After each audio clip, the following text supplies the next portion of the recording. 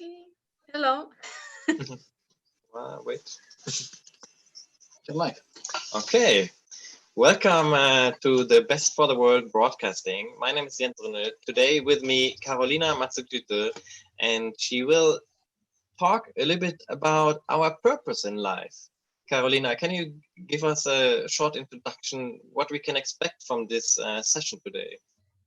Yeah, sure. So, hi everyone. I'm very glad to join.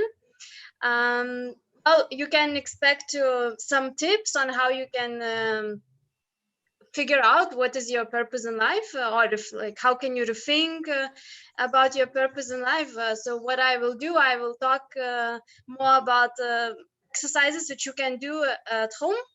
I do a lot of trainings and coaching. So what I want you to leave from this session is to have some tools which you can use and work on yourself at home. Yeah, sorry, there was a double sound. Yeah, you were saying that how can people engage? Yeah, so I just want to share some tools which I use in my coaching sessions and in my trainings which I give for individuals or companies or communities, so that after the session you can take your time as a person, sit down and do those exercises and see how you can get closer to understanding what is your purpose in life, or to rethinking your purpose. Now, it's a lot of chaos, uncertainty. So this is an amazing time to actually dive deep within ourselves. Absolutely. And why is this? You said you are a coach.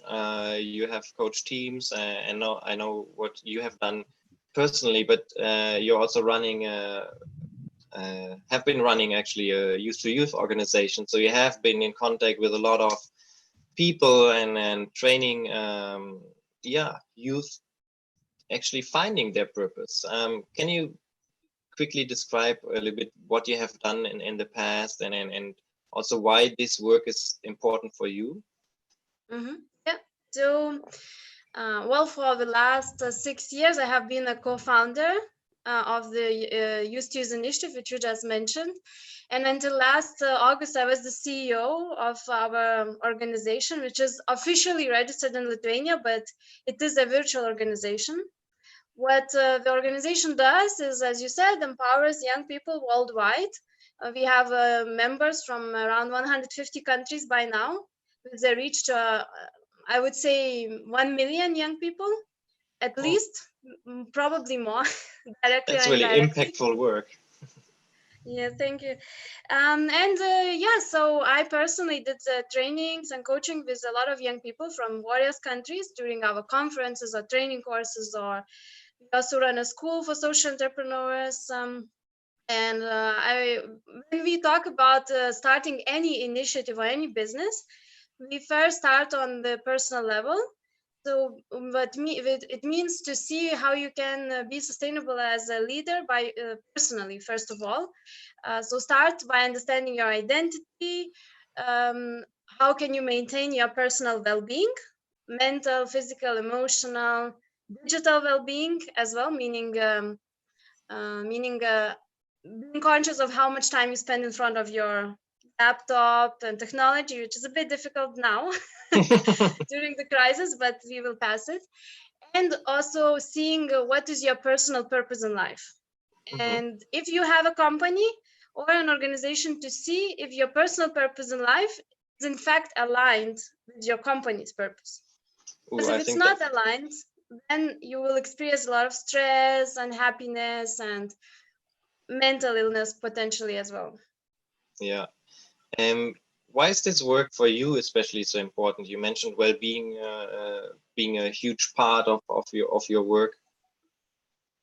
For me, it is important because I believe that we as humans need to do what we love doing, and we also have to understand why do we do what we do, so that we understand what is that drives us in life.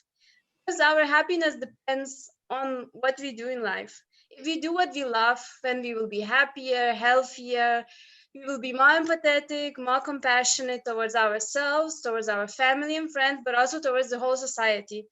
which I believe, like, if everyone would work what they love doing, we will see less crimes, less violence, because, you know, like, it's the inner happiness which, how do you say, manifests the outer world. So if you do what you hate doing, you will be miserable, unhappy, stressed, and you will eventually stress out your team, your family, your partner, anyone around you, which means that you will have no mental ability and capacity to take care of environment, of nature, or to even think about how you can contribute to social change, or, you know, like, sustainability.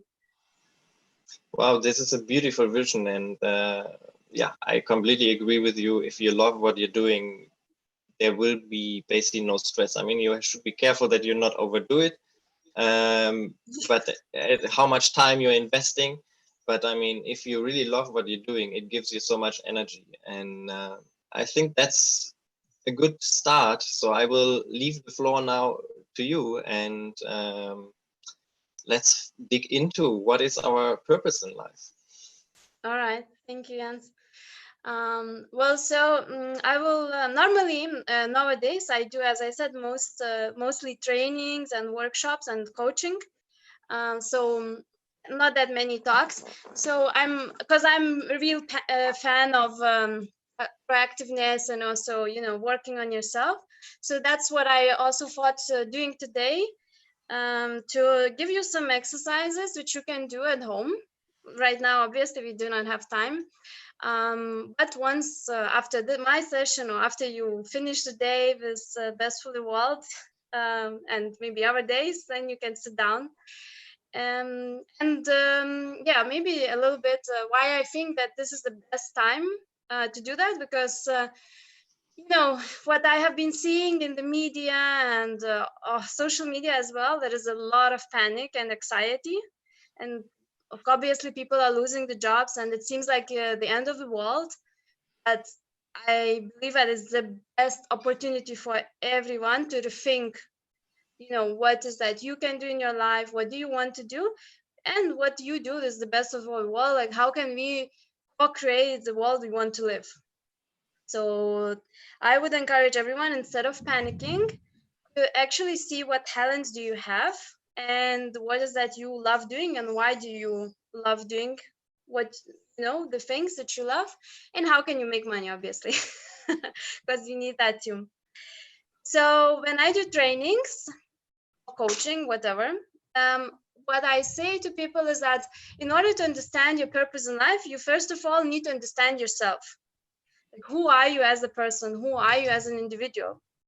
Unfortunately, most of the people don't really know their identity. And or we think that we know our identity, but in fact, we made this bubble of identity through our people, through our family, through schools, through universities, through our work.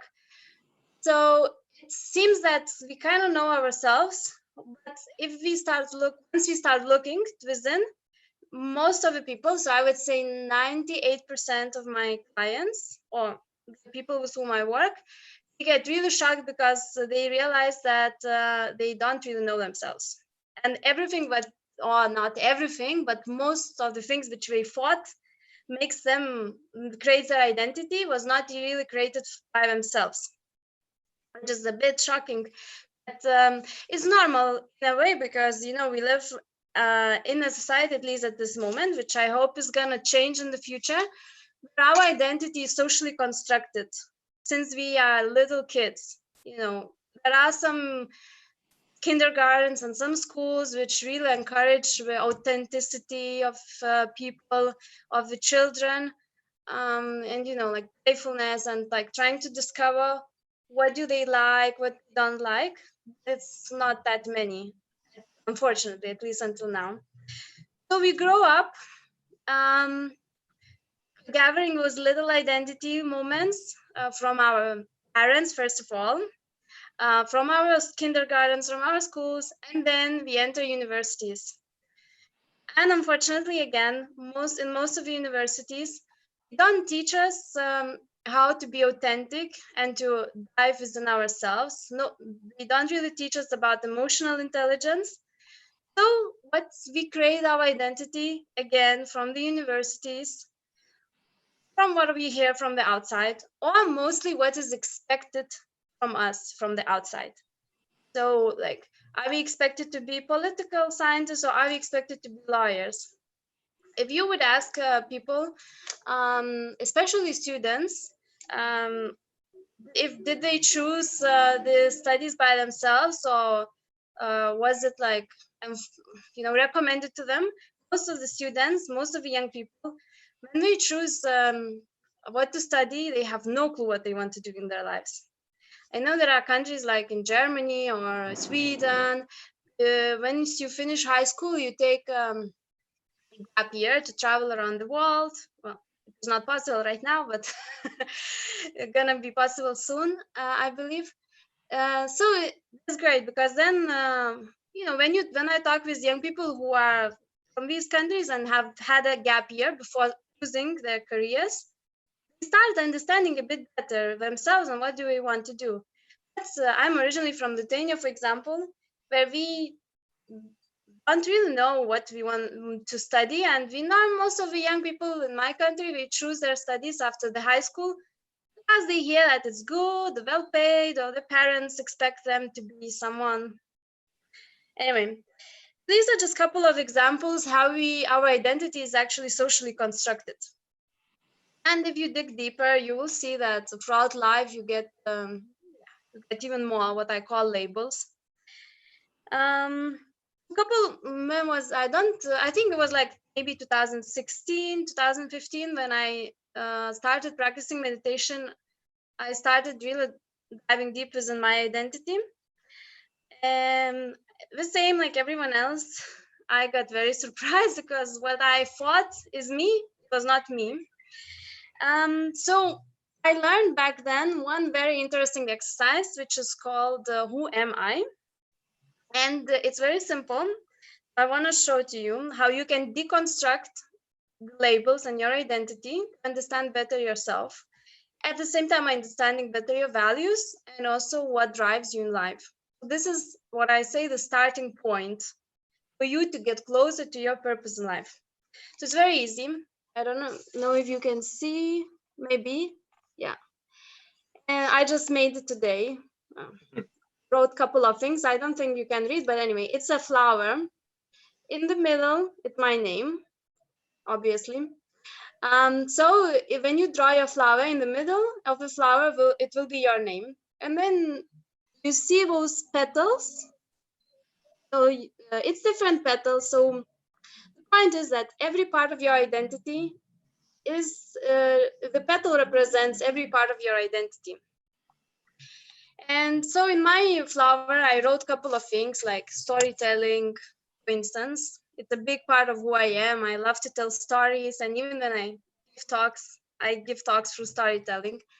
Spirituality, taking care of myself and understanding better, at least trying to understand how this universe works. So at home, you can draw your own flower. If you want, I always say that if you don't feel that flower is representing you, then hack the exercise and draw whatever you want. Some people through my classes, they would draw hot air balloons. Some people who are very much into maths, they drew a diagram. It's really like insane how creative we can be. So I give you flower to as an example. If it doesn't feel right, draw whatever represents you, what you feel. And what I ask people to do when you draw each petal, before writing or even drawing the petal and the size of the petal, the size of the petal, by the way, represents the importance of that part of your identity and how much you think it represents you as a person. So every petal varies size and like even like how you draw it. But before you write and draw it, as I said, try to ask yourself this very simple question: does it come from me or does it come from someone else? Is it really coming from me? Like when I wrote storytelling, for instance, I asked myself, again, although I made this exercise hundreds of times, every time I write, I ask myself, does it come from me or does it come from someone else? Does it come from my family? Does it come from society? Does it come from the environment? Does it come from my partner, etc.? If you feel that it really comes from you, then write it down. If you're uncertain, write it down, but put some question marks so that you can give yourself time and ask the same question again tomorrow and the day after tomorrow. And the same goes with all the different parts. Now, it's the rules or like the guidelines are very wide, I would say, because some people will write what they call values in every petal, like love and kindness, and that's completely fine. So there is no like, how do you say, there is no specific guideline which you need to follow. Most important is to start this reflection process and then labeling yourself and to start asking yourself questions. Is my identity constructed by someone else? Is my identity constructing by me? Most likely, I can guarantee a lot of people, like over 90%, as I said in the beginning, will be surprised because a lot of things which we carry are not coming from us. So this is an exercise which I would recommend everyone to start with. If you really want to dig deep and understand what you want to do with your life and like understand your purpose. And why identity and understanding yourself is so important? It's a very simple question because I believe there is no way to understand your purpose in life if you don't understand and even know yourself. This is the starting point, really the key from what I saw in like 98% of my coachings and 98% of my trainings and workshops throughout the last year, like almost 10 years now, in fact. Yeah, so of course, I want to say one thing else, just finishing to this one exercise and the part of identity. When you have to understand that we are changing all the time. Now, I believe a lot of people during this crisis, it's going to change a lot. So the way how you draw your flower today might be very different tomorrow and the week after and 5 weeks from now and 1 year from now. It's important to come back once in a while and to see how you evolve and how your identity evolves throughout time. Yeah, and keep going, the self-reflection. Oh, I think it's a really powerful exercise, and as you said, it can be a good way to keep the to start, you know, the reflection process, and I think that's the most important thing to get going. Is it's not to have to draw the perfect flower or whatever form you choose, but to really start asking questions of, and I think it's a powerful full exercise of like, yeah, where does it actually come from? Is this something that is coming from me that I really feel like I want to do, or is it more like it is expected of me? Is it demanded from other people? Yeah, thank you for sharing the first exercise. Yeah, you did once, I think, with me. Well, so hello. Hello. Thank you. Yes, I'm in the middle. Okay, bye. So this is what happens on live streams. Someone walks into the room. Right. Anyway, so this is yeah. So that's how you start, and then the second one, which I would recommend everyone to do. It's not forced, obviously. It's to start looking deeper towards your values. Now there is like a very thin line between identity and values, in a way, because for some people, values can be something which we perceive as a part of identity. As I mentioned before, for instance, love and kindness. It can be a value. It can also be a part who you are as a person. That it's a big part of your identity, to spread love and kindness around yourself, and to, you know, and to share that love with other people. So it's completely fine. Like you will find during different lectures, or even on internet, especially if you look into the values, different sources will say that, oh, these are the values, or these are not the values. This is, you know, like for some people, like social relationships can be a big value. And in one resource, you might see it, social relationships as a value. Then in another journal or another article, someone will claim that social relationship is not the value. Love, kindness, empathy, compassion, everything that is related to our emotions and feelings is can be considered as a value. So, you know, it's something which I found very like broad again, and it can be one way or another. So I will not give you any definition of what is value, because everyone, as I said, has a different understanding. I will invite you to freely decide by yourself what you perceive as values in life. And I will suggest, you know, if you want to reflect a little bit about values, what's important for you, then write down 5 most important values in your life, from number 1 being the most important to number 5 being still important but not as important as the first one. So I maybe you know, number 1 can be health and mental well-being, or you know, well-being in general. Number 5 can be financial stability, which for instance is still important, but it's not as important as the first one, because without health, you know, you would not be able to make money. So spend some like 15-20 minutes longer if you have time, you know, writing down those 5 major values in your life. And then once you do that, ask yourself, while looking at those values, are you living accordingly? So like, for example, if you write down that your most important value are your relationships and your family, then ask yourself the question, do you actually spend time with your family? Do you call them? Do you meet them? Well, now obviously we cannot meet most of us, but you know, that's after this crisis will be over. You know, so then you will see, like, if you are actually living up to what you're preaching, or and if you don't, that's completely fine, but that will at least make you aware, how do you live your life? Do you really live your life according to your values, or are you just talking about that? Now life gets busy.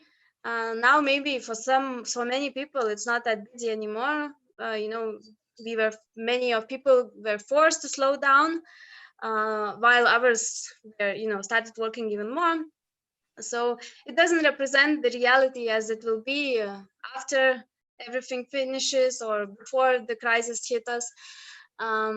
So I would say maybe the best would be to write to really reflect about that reality afterwards, but to start reflecting upon the importance of values right now.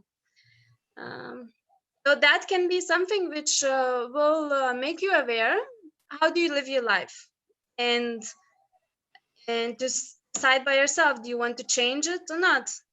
Because it's easy to become a victim and to be crying over your life circumstances.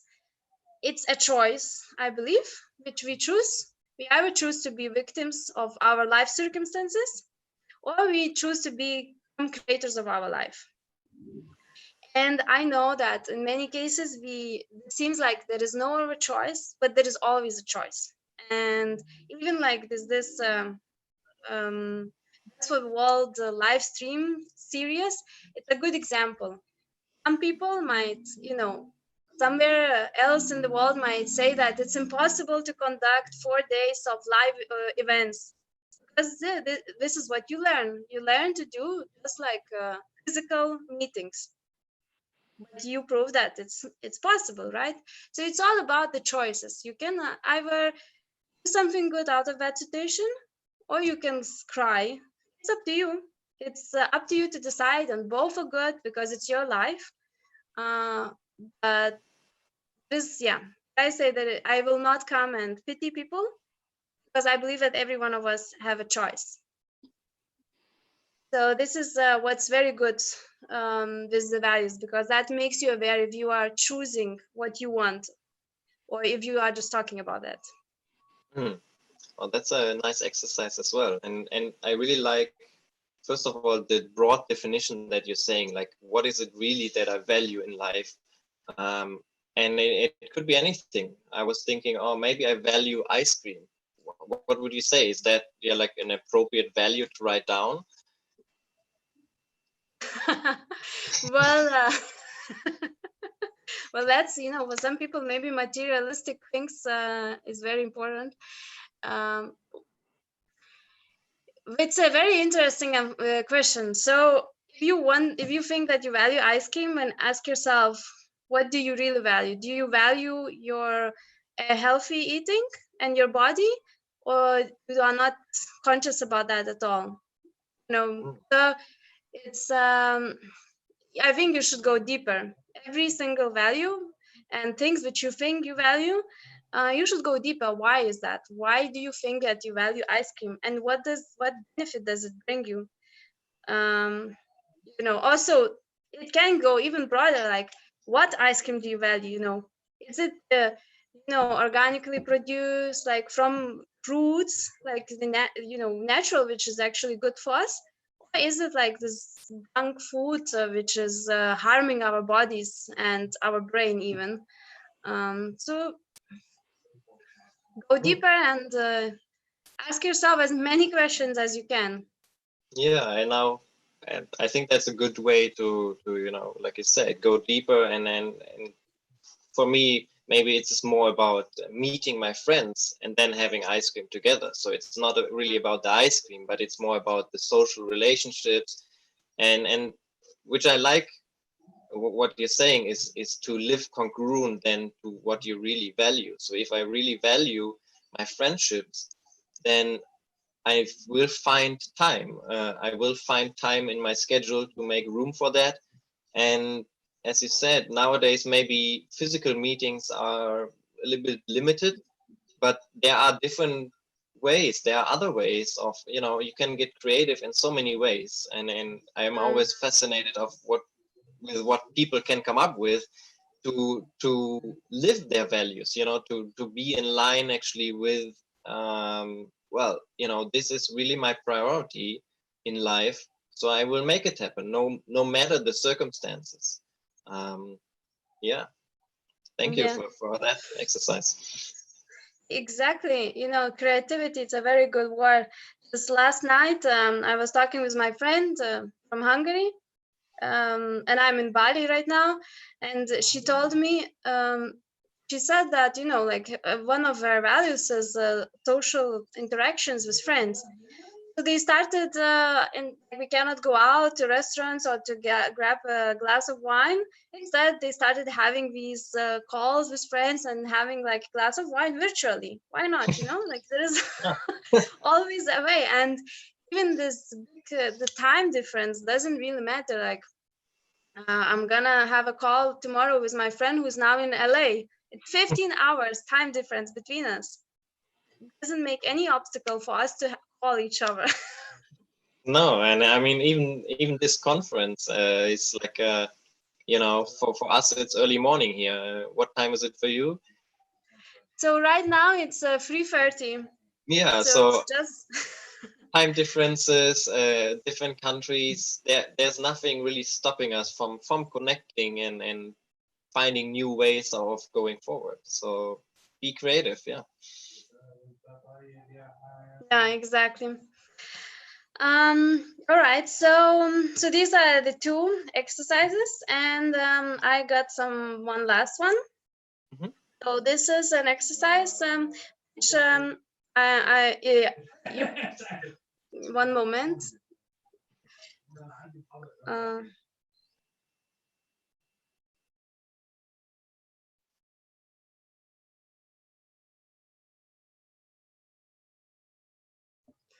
Sorry, just wanted to get more calm. So this is one of the exercises which I do with people after we do the identity, the values. Yeah. Then we start digging deeper towards the purpose, or like start like unfolding. And I would suggest do it in pairs, either virtually or physically.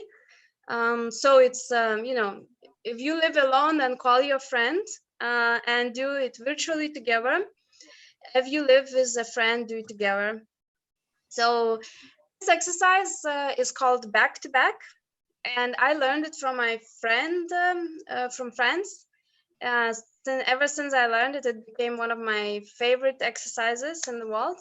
And it's very simple. So you basically sit back to back, or if you have a virtual call, you turn off your video so that you don't see each other.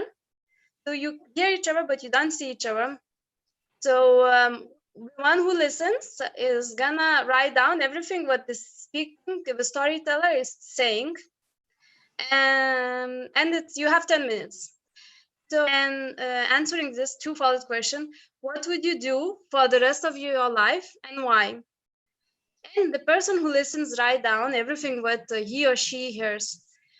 After 10 minutes is over, you switch. So the listener becomes a speaker, and the speaker becomes a listener. So you write down again.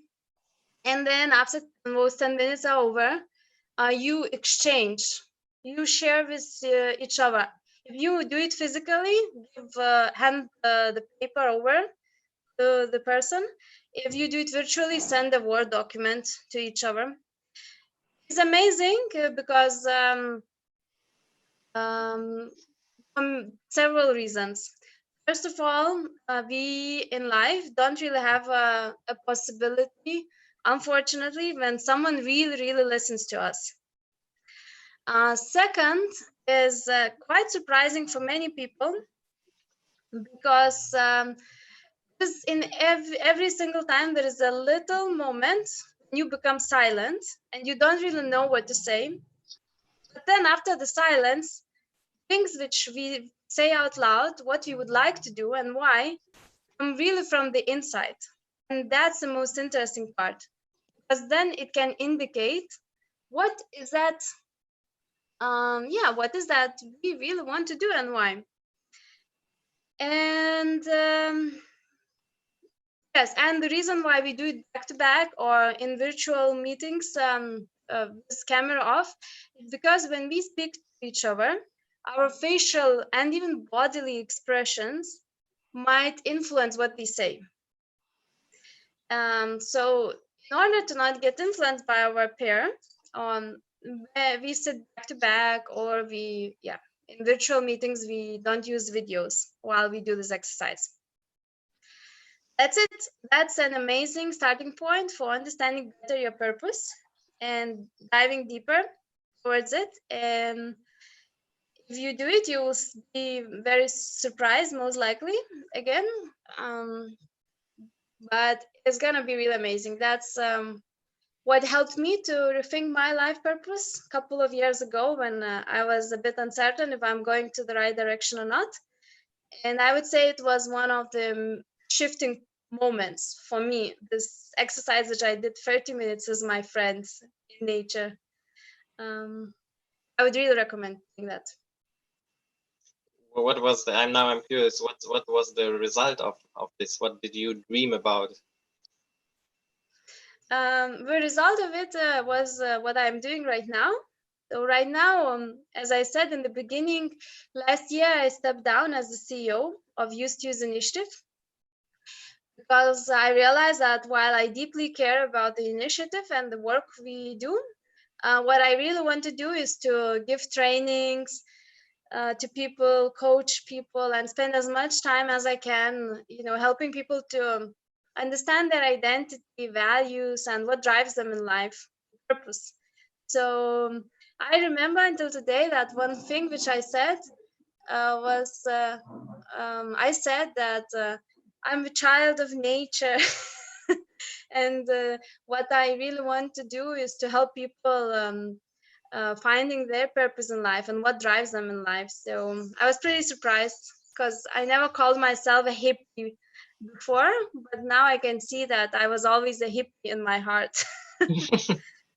And I think that's the most important part, is to really accept and embrace what you are, right? And not trying to fit into any kind of category, not trying to fit into anybody else's expectations. But even if you say things like, wow, I would have never thought like this is coming out of me in some way, but now couple of years later you're actually living it, and that is so fascinating. And I like the exercise that you bring up, because I believe there is so much power in listening, in really having this interaction, this human interaction, being listened to, being understood, being able to express yourself in a trustful environment.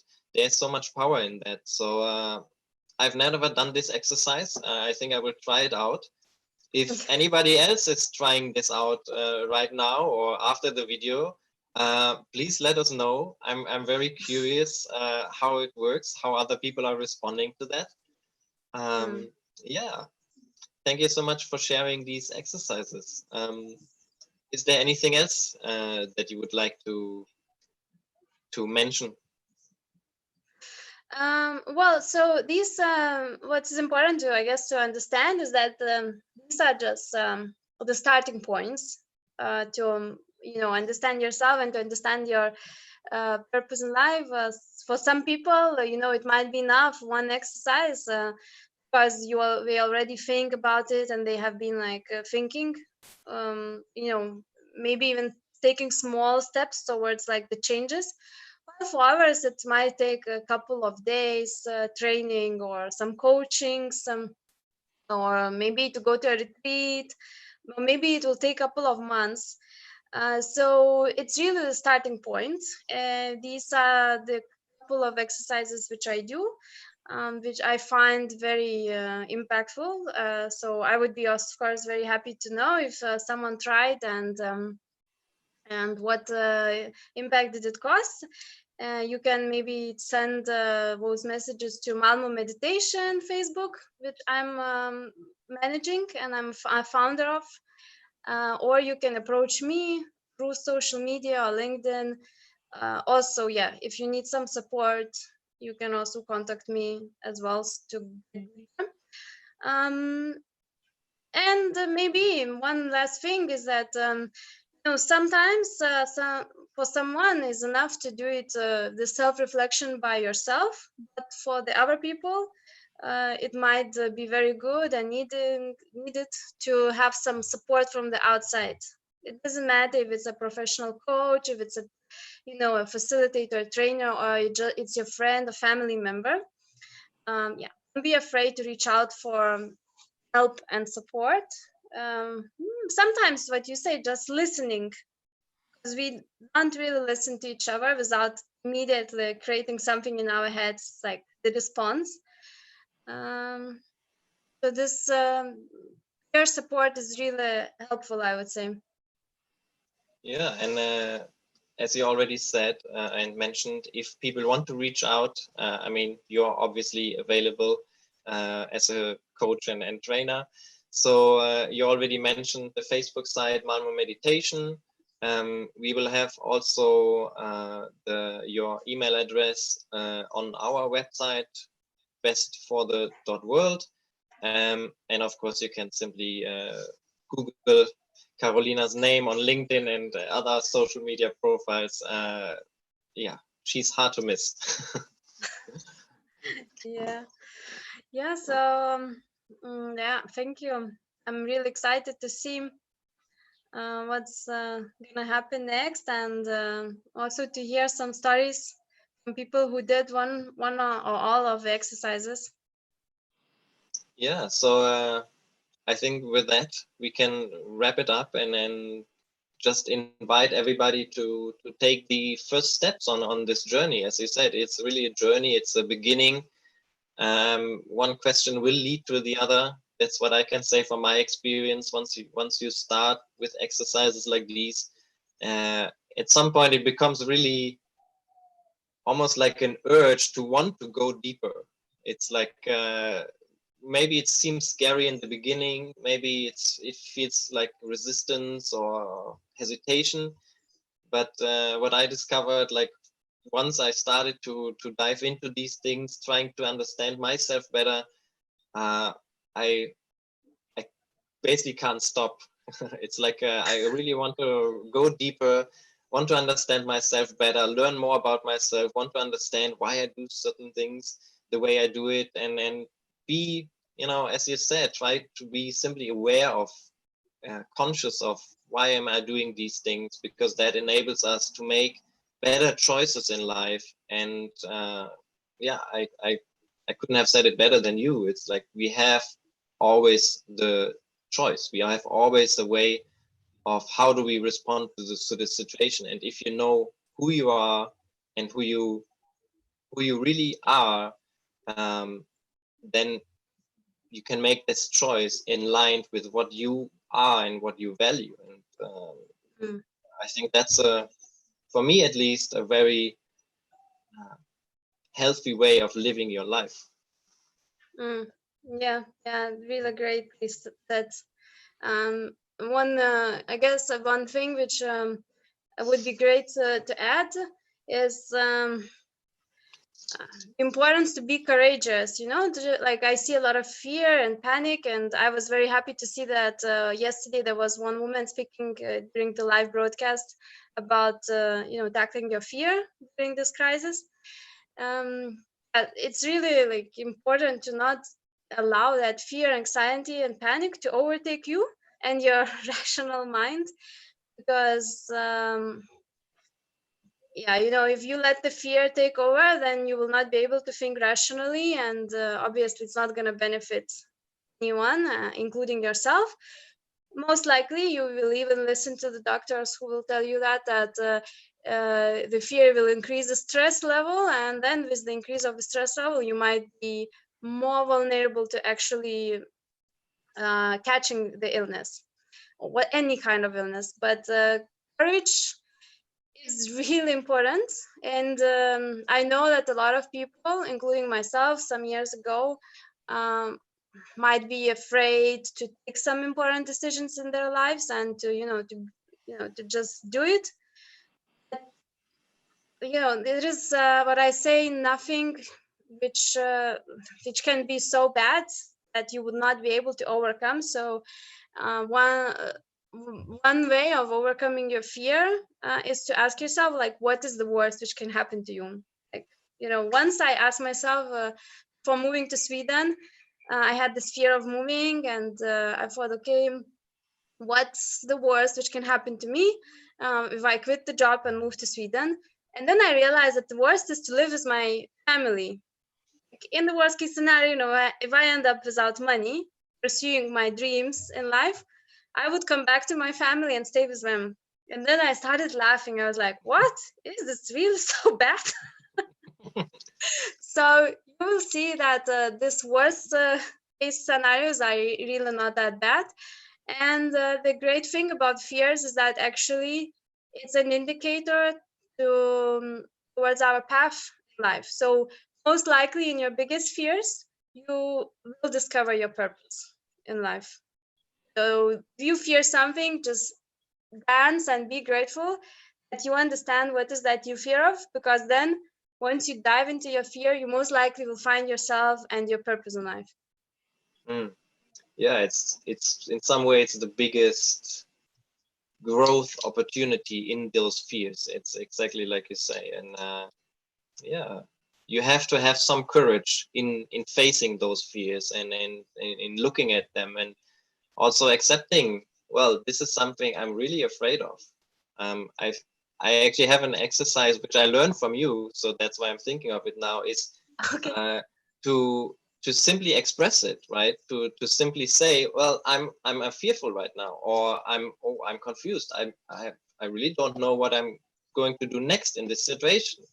And then take a moment to, not just think about it, but also feel it in your body, to breathe, to be, yeah, to be accepting about, oh, this is actually how I feel right now, and there's nothing wrong or with it. I can accept and feel like this, and that helps you also to distance yourself from this situation, and again gives you more clarity about what could be your next step. Yeah. So I'm just bringing this up because I also learned this from you, and I believe you have much more tools and methods available. So, but that is then, I guess, the talk and conversations that people can have with you, yeah, in sessions and trainings. But Carolina, thank you so much for sharing some of these reflection tools. I believe they're very practical, so we can only invite everyone else to try them. I have never done the purpose exercise. This is something I will try once this broadcast is over. And yeah, I'm very curious on where this path is leading me then. Yeah, I'm curious to listen and what will happen and what will you discover. Yeah, well, thanks so much for having me. I am looking forward to see the other talks as much as fits my time zone. Otherwise, the recordings. Yeah, as we said, the recordings will stay on YouTube, so there's always the chance to rewatch them later. And this is also a great way to do these exercises. You can just pause the video, do the exercise, and then continue. Exactly. Now, thank you so much. Thank you for joining, Carolina, and have a nice day. Yeah, you too. Have a nice Saturday. Greetings. Bye. Bye.